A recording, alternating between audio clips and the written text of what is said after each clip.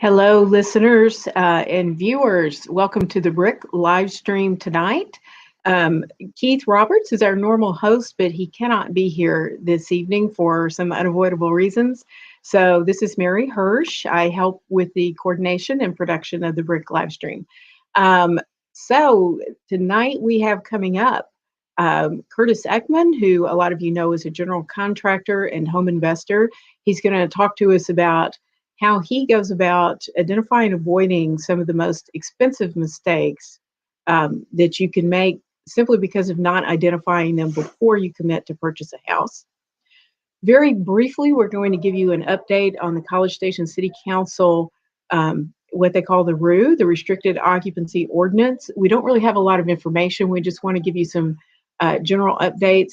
Our next meeting, BRIC Livestream on April 13th, we are going to be dedicated to that topic because the first opportunity to vote on it will be a few days later, April 19th.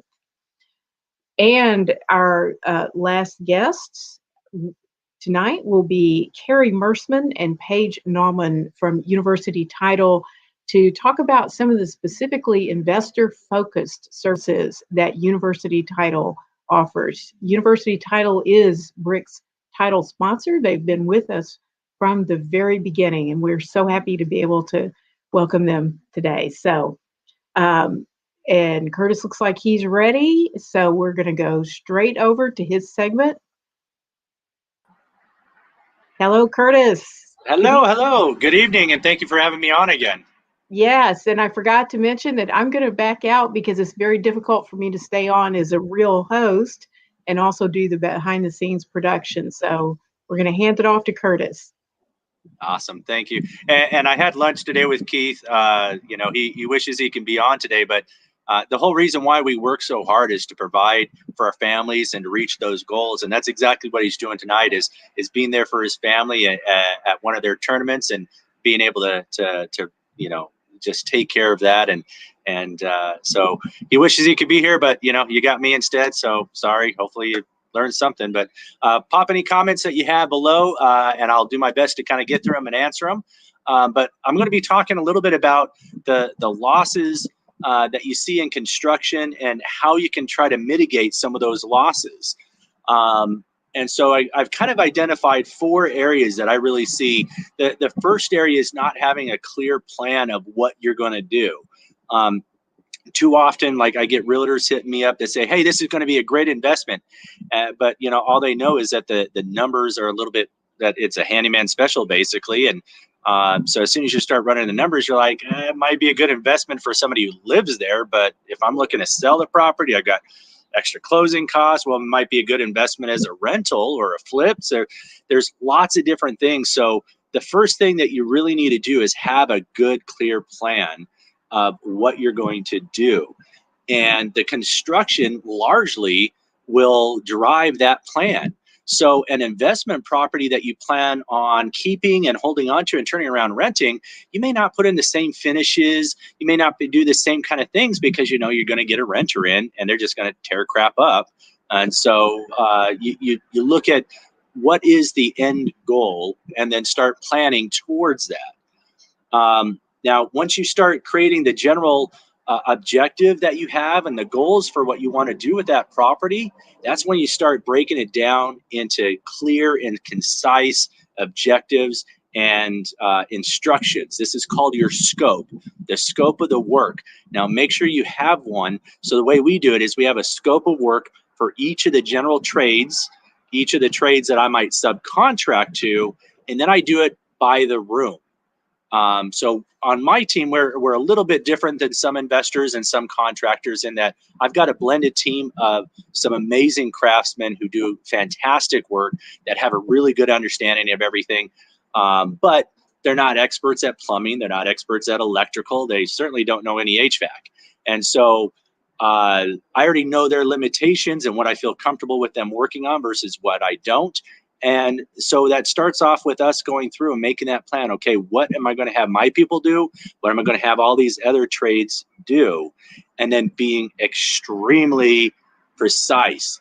I want you to kind of think of McDonald's here, okay? McDonald's is a multi-billion-dollar company that, at least when I was a kid, was ran by teenagers. And now it's ran by people who are dedicated, but they don't have the same educational skills that a lot of people have. And that's because they came up with a system so easy that they can take somebody who doesn't know very much and have very many skills and be able to put them on the register right away. You look at Walmart. Walmart does the same thing. They make it super easy for their people to come in and out.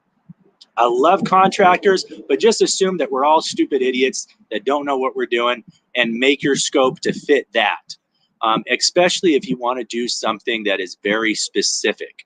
So with our flips, we generally keep a very straight schedule. I use the same paint color, the same flooring, same tile, same everything, house to house to house to house. So my guys know exactly what to expect. But I just listed a property on Spring Creek. This was an amazing flip that it was above the range. I usually like to keep under 250. This one's going for, this one we just sold for $435,000. A lot higher end fixtures, a lot more higher end everything. And so I went with a completely different scope and for the type of fixtures that we use. So it kind of threw my guys for a little bit of a loop there because they weren't exactly sure if it was even the right stuff. I got calls from my plumber, my electrician, and my employees all saying, hey, you picked out oil rub bronze, not brushed nickel. Do we need to return this? And I'm like, no, that's all good. So having a clear, precise plan is going to help you because you're going to then know exactly where your numbers are going to be at. It's going to limit the confusion going into your project. And it's also going to help provide that roadmap for people to really, for people to see the vision that you have. And so it's really, really nice with that. And that also kind of leads into my second item, which is to having your subs and trust and verifying your subs. So your subs, the people that you contract with, the people that are taking that plan, that vision that you have and implementing it, there's some amazing people out there, but just verify. Just this last week, I've been using a tile subcontractor for a couple years now. Absolutely love them. Flores Flooring, I'm sure a lot of you guys have used them. They sent me over an installer that did not do a good job. And I called them out on it. And so that first day, I go in, I look at the shower that they're doing, and I'm like, okay, this looks a little squirrely. You know, asked the guy that was working there. He came up with this amazing BS story that was total crap.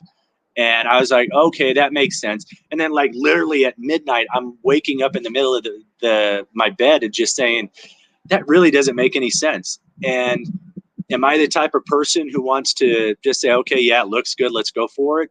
Or do I want to sell somebody something quality? So the next day I went to his boss, Philly over at Flores Flooring, and called him up and I said, hey, this is what's going on. He's like, yeah, no, that's absolutely not how to do it.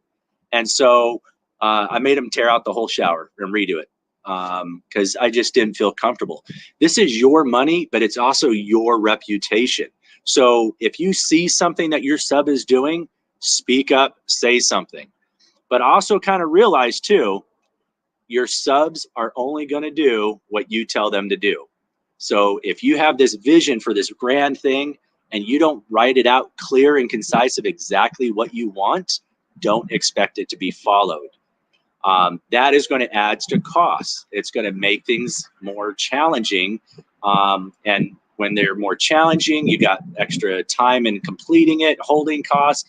Your subs are going to charge you change order fees for just doing the most minor basic thing.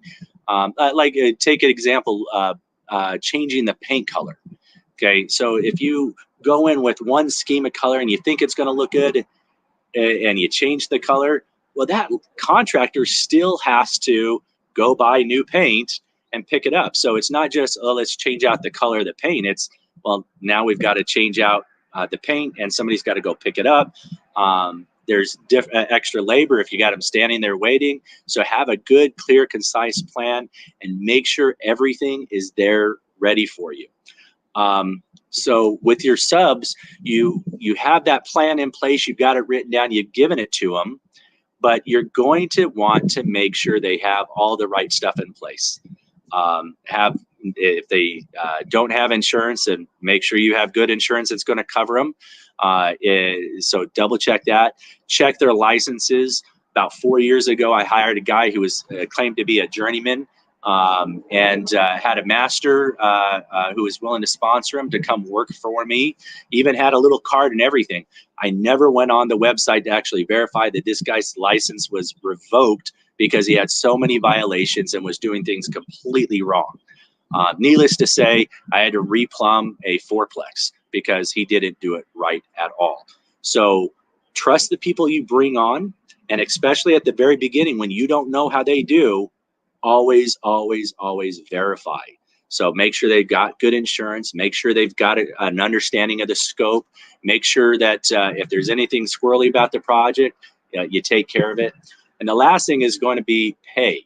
So on my team, if you want to work with me as a subcontractor, you have to have me invoices by Wednesday. That gives me Thursday and Friday morning to make sure that the job is done. And meanwhile, I'm assuming the job is done right, so I have my accountant cutting checks. So Friday at my 11 o'clock meeting, I sign checks, and then Friday afternoon, they're ready to go. Don't always assume that the work is done and just sign a check. I had a contractor a couple months ago who I'll just call him out on here because he's a total jerk and ripping people off. His name's David Contreras. I brought him on to help us with a granite countertop. I get a call at 5 o'clock on Friday saying, "Hey, we're all finished. I know you said I couldn't get a check until it's all done and you can check, but I really need the money. It's about to hit the weekend. Can I check it out?" I'm like, "Hey, yeah, no problem. I'm like 5 minutes away from the job site. Go ahead and pick up the check." I got there. I looked at the granite, completely wrong. It's not what I picked out. I ordered a 3 cm, a really thick one. He gave me a 2 cm. The edges looked like crap. Absolutely worthless piece of granite. Called him up, said, "Hey, this is junk." And he's like, "All right, well, it's going to be another $2,000 if you want me to replace it." He had already grabbed my check. And at that point, the bank had already closed. So I wasn't able to call them to cancel it. Just a huge headache. So trust, but verify the people. There's a lot of great contractors out there. With that too is, again, like Philly with Floors, fantastic guys. People make mistakes. So just because somebody makes a mistake doesn't mean that they're a bad contractor. My favorite roofer here in town, Rocky with Crest Roofing, 7 years after he did a roof, the owner called him up and said, "Hey, your guys forgot to put flashing in. I got my guy out here saying it's going to be $800. Rocky showed up and he cut me a check right then for $800. That just kind of blew my mind. Since then, I found some amazing other people with the same integrity. Those are the people you want, are the ones who make mistakes, because all of us do that, but they own those mistakes and they take care of it.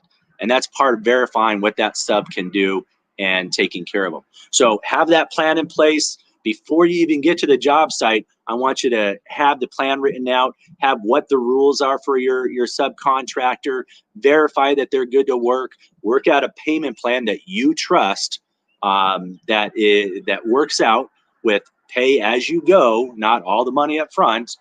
And the next kind of step here with saving money, so you got the plan, you got people working on things, is setting clear and concise rules for the sub. So that kind of goes back to it. But you want that clear scope of what they're going to be doing. But you also need to go away and just, or go and provide them additional, this is what I want. For me, one of my biggest pet peeves is garbage. I've got Jackie on my staff. She does straight cleaning. She's been on this one job site for almost 4 days now, trying to get it clean, because the tile guys, same guys, they're a little crazy. They were cutting the tile in the house. The house was already done. All we were doing was redoing the shower. So we got dust everywhere. Huge mistake. Who pays for it? Well, have the rules in place. So for us, when it's a house that's occupied, we set rules based off of what the homeowner wants. Now, I know that's a little different with the flipping, but occasionally it's the same thing. So, but we work with tenants. Sometimes we'll buy houses that we need to lease back to our people that we're buying from, or you got something else going on. Set those rules. What are the hours of work? What do you expect them to work? Monday through Friday, holidays? What about weekends? Smoking. I literally had a contractor about 6 years ago. He smoked like crazy, did all right work, wasn't all that great, until he started putting cigarette butts out on the walls as he would be working. And at that point, I said, you know, why am I paying somebody for them to just cause more damage to my property? So we started developing rules of exactly what I want to occur. My guys have them too. They know if I show up at 7 o'clock at night and it wasn't swept and my tools put away and it wasn't organized properly, that I'm going to be pissed, and I'm calling them up, make them get their butt back to the job site. Just as they sit down with a beer in their hand and dinner ready to go, they have to come back and clean the job site. Now, I do that for a couple reasons. First off, it's just the visual of waking up in the morning, coming to a clean, organized job site. It's so much better than garbage everywhere. But the other thing with that too is it helps with shrinkage. So if you have materials all over the place, people don't know where to grab stuff. And so they're going, oh, I got to run to Lowe's or Home Depot for the 20th time in the day. And then lo and behold, you're looking at the pile of everything they just bought. You have already in this little pile over here. So setting up the clear, concise rules of what they're expected to do, where the material goes on the job site, and then don't ever deviate from it. So I don't care what the excuse is. Make up something. A couple weeks ago, I blamed Jeff Mazzoloni and Keith Roberts. I don't even think they were the investor on this property, but I blamed them nonetheless. I'm like, look, these guys, they're total jerks sometimes. You have to have this done by today, or else they're going to be on me for why weren't you done? Okay, I know you decided to go out drinking last night, so you came in 4 hours late, but still, you can't leave at 5:30 and expect me to be happy. You got to stay and work late. And so use those other people as an advantage. Sometimes it's hard for us to go to these people and say, hey, I'm not happy with things or something's going on. You've got a great team of people that's already helping you with that flip. Find one of them, put it on them. That way it's really easy for you to still communicate with people. That's at least how I hate confrontation though. So it's easy for me to blame somebody else.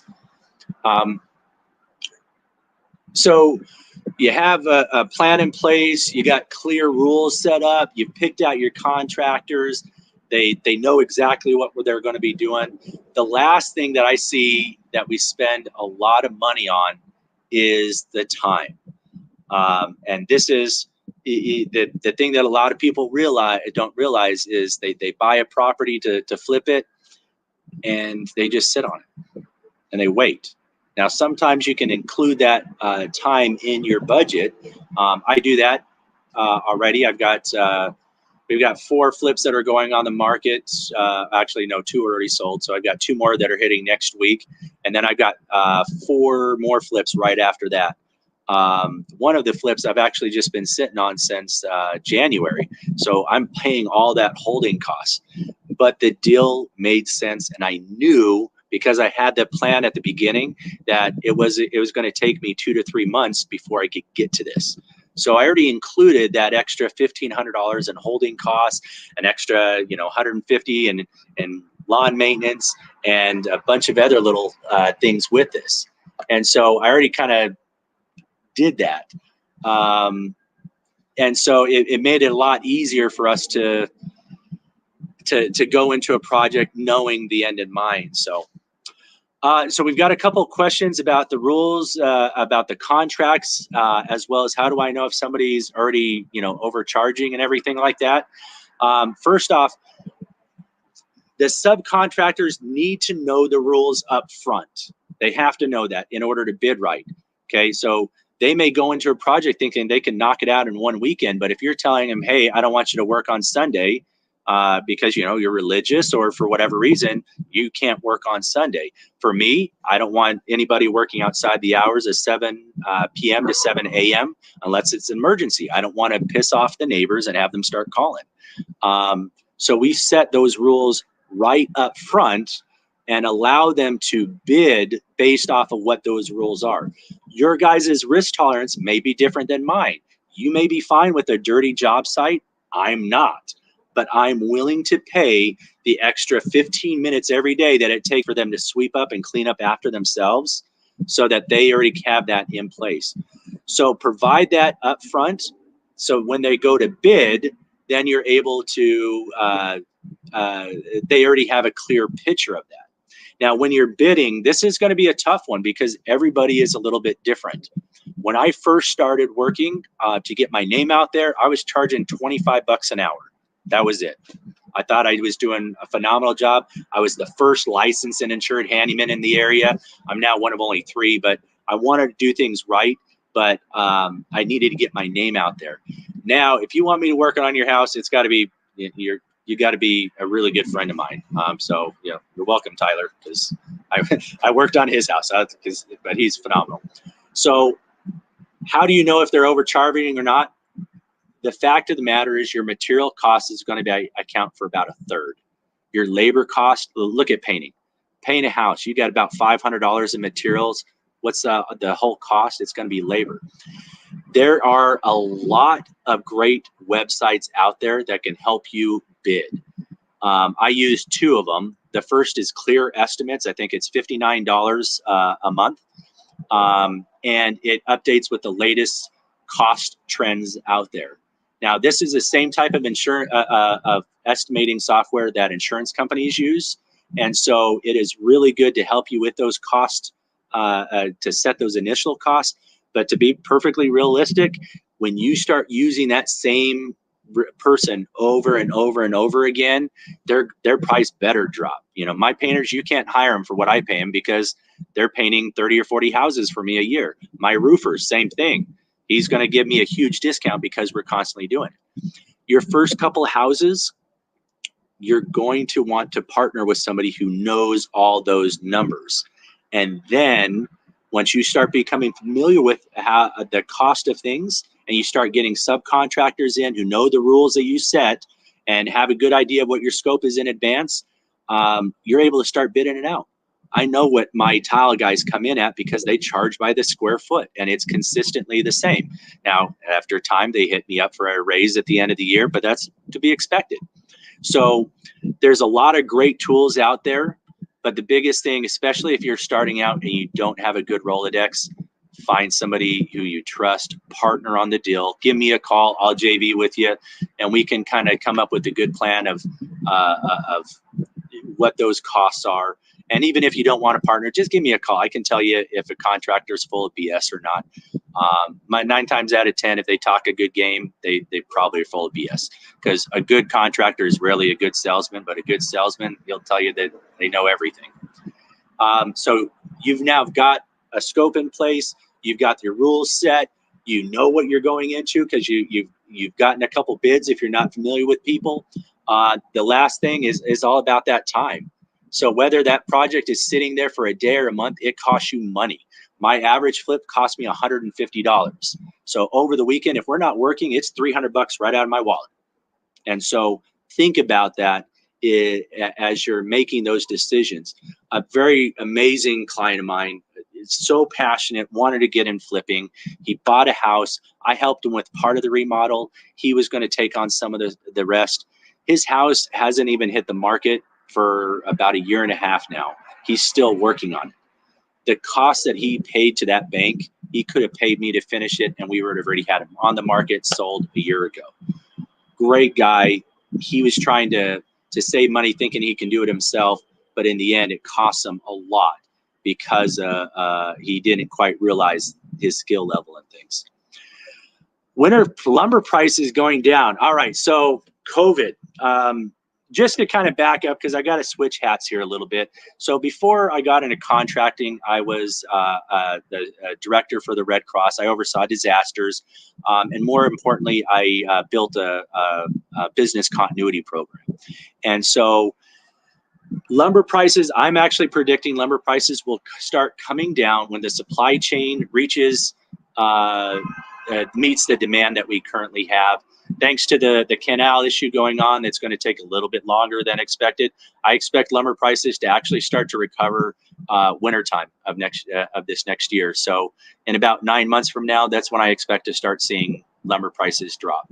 On my end, I was already kind of looking in that crystal ball when COVID hit, and we talked with a couple of our investors and said, hey, we need to start adding 10-15% in our cost just for the extra materials We were doing that about 6 months ago. And I can't believe OSB, $38 a sheet. I mean, I've got almost a gold mine in the back of my truck right now. I should probably hire some armed guards for it or something. It's crazy. So, but yeah, lumber prices, I would expect them to come down in the wintertime after we get through the busy season of everybody doing remodels. They'll start slowly trickling down a little bit. Hopefully by that point, lumber yards and all the forestry people got everything and all the shipping, all that kind of taken care of and back up to full scope. So that's kind of what I'm expecting.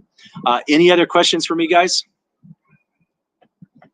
Not seeing any pop up. So have a plan in place, get your rules all written down, have your scope, meet with your subs, but verify exactly, you know, who they are, what they're going to do, and double, triple check them. And then know time, you know, you may think that it's your friend, but in this case, every minute of every hour is costing you money. So please, my contacts are right there. You got any questions, give me a holler. I'm here to help y'all. Thank you very much, Curtis. We really appreciate you being on tonight. And we're going to have a 30-second, our little commercial video. And when we come back, I'm going to give you a very brief update on the College Station City Council.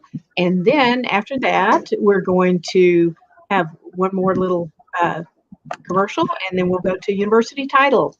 So yay, I can't wait to talk to her about that because I've got some crazy title issues and I don't know the first thing about titles. So I'm glad she's on here. Yeah, good. Okay, we'll be back in 30.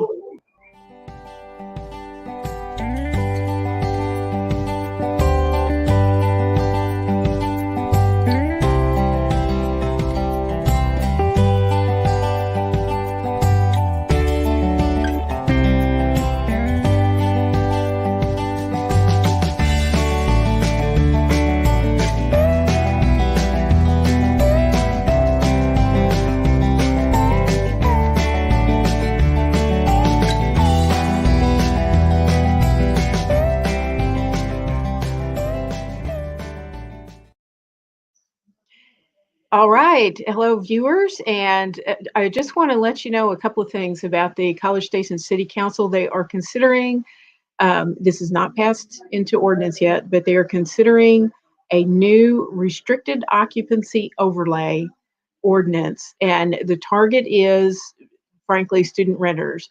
They want to limit the number of unrelated persons living in a house to 2. There are a lot of issues around that. We're not going to get into it now. I'm not really looking for comments now. I just wanted to let you know where things are going. On April 19th, the City Council has a meeting dedicated to the RU only, and they have the option to vote then. They don't have to vote. On April 13th, I want you to circle that, the BRIC live stream will be dedicated to the College Station City Council RU consideration. I'm going to put a visual up that's going to April 19th, they broadcast that by Channel 19 on the Suddenlink cable and also by live stream. You can get that information from the city website. And the April 13th. Here's something more for you to know. This is April 19th is going to be the council's first opportunity to vote. And that vote would be either it becomes an ordinance or it does not. But they do not have to vote on April 19th. So I want to be clear that no voting has gone on before. They've had many workshops and many other meetings, but they have not made a decisive vote. They do not have to vote on the 19th. They may defer it. They may ask for changes. What's important for you to know is that all of the council members except one have expressed full support of the restricted occupancy overlay. The exceptions are the mayor, Carl Mooney, and councilperson Elizabeth Cunha. You can get information on the city council on the website, and I'm going to get this posted on BRIC's Facebook page as well. All city council persons in College Station are at large. They don't represent only specific segments of the city. They're all at large, so they are all representing your neighborhood if you live in College Station. The city did do a survey, and the result was over 80% of the respondents, 3,000 respondents, were against the restricted occupancy overlay. However, important for you to know, most of the council feels that the survey was not statistically valid. They are not influenced by that survey, and where they are planning to vote for it, that's what they're going to do. So that's where it stands right now. April 13th, BRIC live stream addresses this. April 19th, the first vote. And I believe there is a planning and zoning meeting in the meantime. Is going to look at it. They are a recommending body. They don't vote for it or against it, but they have the option to make a recommendation. They've already had one hearing on it. They have not made a recommendation for or against. Okay, so we will now do our 30-second intro, and then we're going to come back to university title. Carrie Mersman and Paige Nauman are going to talk to us about what services they have specifically for investors. We'll see you then. Hi friends, it's Paige Nauman with University Title Company. Thanks so much for watching BRIC Livestream March monthly meeting. We're so proud to be a sponsor and support this amazing community. So stay tuned because we're about to talk all things title, investors, and everything in between. Oh, we're live. Hi everybody. Hi. Welcome to the lobby of University Title. For those of you that I don't know, my name is Paige Nauman. I handle business development here at University Title, and I've been here for about 5 years. And we're very blessed tonight that Carrie Mersman has joined us. She's our Senior Vice President of Commercial and Closing Services. Hello. So between the two of us, we hopefully can have some answers for you. A lot of our investor clients work in our Fitch office because Kim Watts and her team do a lot of the BRIC member closings, but we're able to help at either office. And I think the best thing that we have for investors is our on-site curative person, Darlene Fairchild, who can help you with those nasty title problems. We do have a bunch of different underwriters, so she has a lot of sources to go to help get those expedited, because we know that you need to get those closed on time, because it does cost you money the longer you hold on to things. So. And we all know we love all those issues. Yes. So with that said, we can handle pretty much anything all over Texas. We tend to work in surrounding counties more so than not, but we can go anywhere in Texas. We have licensed plants in most of the large metroplex areas, but we also can hit the rural places too. The advantage there is by having our own plants, we can give you the similar turn time that you're used to in Brazos County. Working on more counties all the time, but we're getting some good feedback on wherever you need to go. We'll try to be there. Yep, and a lot of good things coming right now. Our office is continually growing. We now offer and have fully operating offices in the DFW Metroplex and the Houston. Mm-hmm. So right now we have Spring and Flower Mound, and we are continuing to grow that. Keep an eye out on our website, utitle.com. You can see that we just have more coming, and we're so excited to see all of it. So that means that we can still service your needs here locally, and we can help with those larger metroplexes, like Carrie said, and the counties surrounding it. Whether you want to keep the file here and close, we can do courtesies if you're in that area. Anything like that and anything in between is something that we're really excited to continue to offer to the investors and everybody in the community that hasn't been there quite yet. And another good thing is right now, we know that the world is kind of taking on this change of contract changes, and we're very excited. Even though everybody gets a little nervous about change, we're fully stoked for it. And so a thing that a lot of investors may not know is that we love educating. We love offering that, whether it be on the individual level, by y'all coming to attend our classes, anything like that. You don't have to have your license and need CE credits to attend any of our classes. We open those doors and welcome you freely. So right now we're educating a lot on the changes.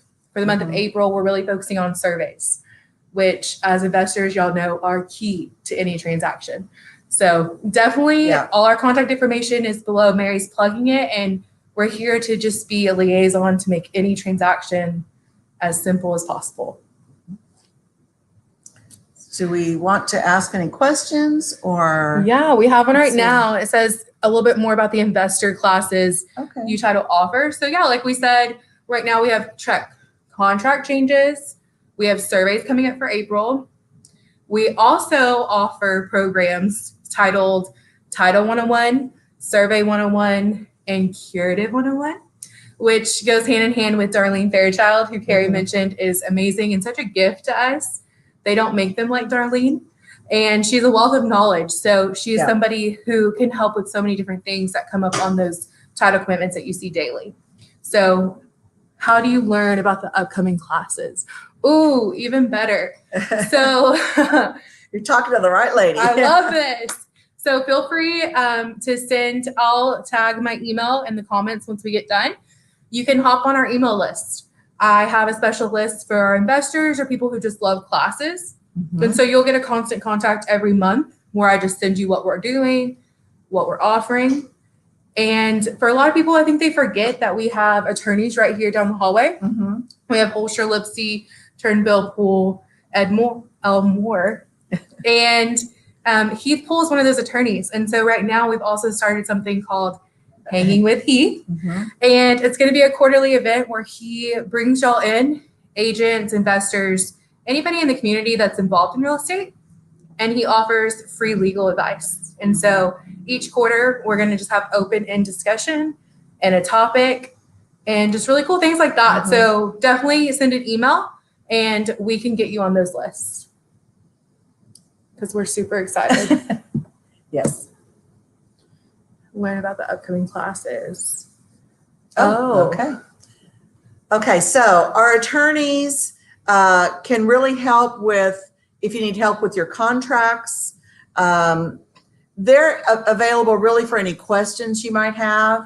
And then if you need more, then they can, be as involved or uninvolved as you want to. But really they're there to help answer any questions you have as you come along. There's no charge if they're just taking a phone call or two.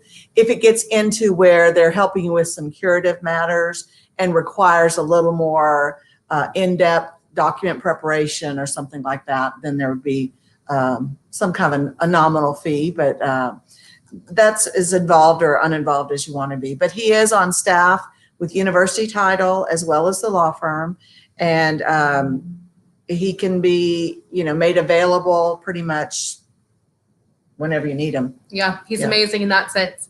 He's always willing to help, and he's always willing to support you, Title, and our clients. So that's a win-win for us. Oh, hey, Curtis, welcome back. Hello. So I had a question for you.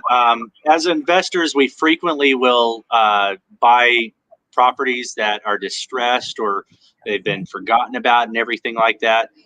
As I kind of mentioned a few minutes ago, time is really valuable. And for a lot of people we're trying to buy from, they need that money right away. So what kind of red flags do you guys typically see at the beginning of a transaction when you're first starting to open up a file, so to speak, that we can start looking for to have a good idea to let our people that we're buying from know, hey, we might have an issue here or there that we need that might take a little bit longer to close?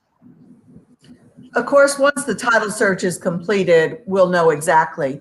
But I think one of the things you can do is maybe look at RASCAD and see the names that show up in the ownership records kind of match who you're working with. Or is it a father and mother who may be deceased? So, a lot of times the sellers really don't understand what we do. They just know that it's been their property, it's been in the family. But I think that's a key. If title is showing up in their name, most likely you're fine. But that's probably a good indicator that we may have some other parties that we're going to have to draw in. If they have a copy of their title policy when they bought it, if it was recent enough, not one of those been in the family 100 years, but that title policy is also a good indicator that they bought through enough to kind of clear title before they got it. Okay, awesome. Yeah. So I would kind of start with that, see what's available already. If they have a survey, that's helpful. Super key. Yeah, because if you can see the deed, because deeds you can get copies of those really easily. Does the survey match up with what the legal description has? If you're dealing with acreage, they might have a survey, but it might be 100 acres and you're trying to buy 1 acre. Then we might have to figure out, we might have some survey things to work out. But look at what's out there first. And again, we know that y'all need to get things done quickly. So the title search itself usually does not take long. Now, curing title can take longer, of course. But that's Darlene and our underwriters. She knows the shortcuts. For example, family sales. We have some underwriters who don't like to deal with family sales. We have some underwriters that are great with it. So she knows who to go to for what kind of issues, if that makes sense. And then Heath is always available if it gets to be more than, it might require a little more legal, aspect, because we aren't attorneys, but we can help you the roadmap. We can hold your hand, get you through it, who you need to talk to. She's got all kinds of access to online records throughout Texas. She can check bankruptcy records. She just has a wealth of information at her fingertips. So that's probably what I do. See what you can get from your seller and then look for that title work. And we're going to let y'all know as soon as that title work's done, if there are any, we call them pink sheets or red flags, you're going to get that right away. I popped myself in as well. I also have a question. So surveys can cost a lot to run. Yeah. And in previous sales of the property, there's almost always a legal survey or a description, a property description that seems often to be accepted in the place of a survey as part of the previous transaction. How do I know when I really need to do a new survey and when I don't? Of course, if you were talking to an attorney or representing a buyer, getting a new survey is the best. But They love surveys. yeah, but we can pretty much use a survey indefinitely as long as there have been no changes to the foundation, like they haven't added another room to the house.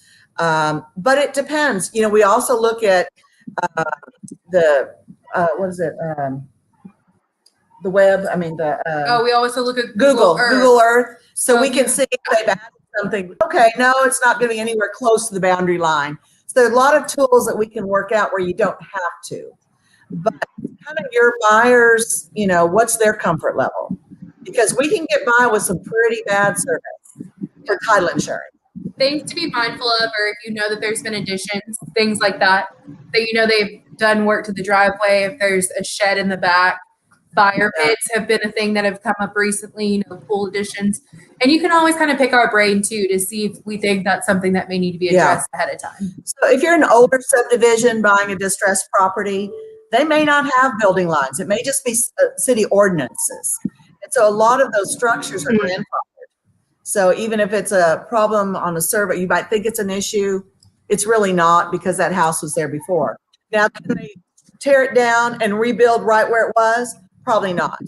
Then you have to go back to the city, 27.5 feet on the sides, 10 at the back or whatever they happen to be in the area. So we can talk about surveys. If you get one, if you have concerns about it, we can just take a look and see.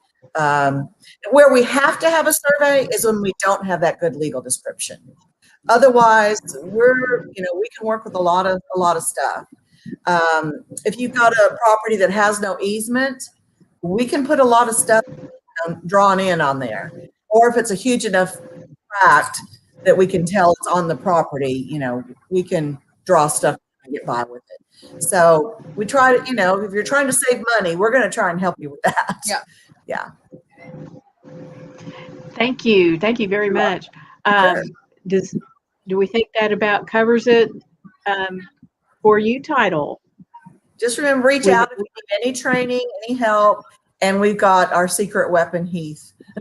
Between Darlene on the curative and clouded title, and then Heath, that's the attorney, and Carrie's wealth of knowledge, we have a lot covered. So yeah, you guys have done really amazing helping us out.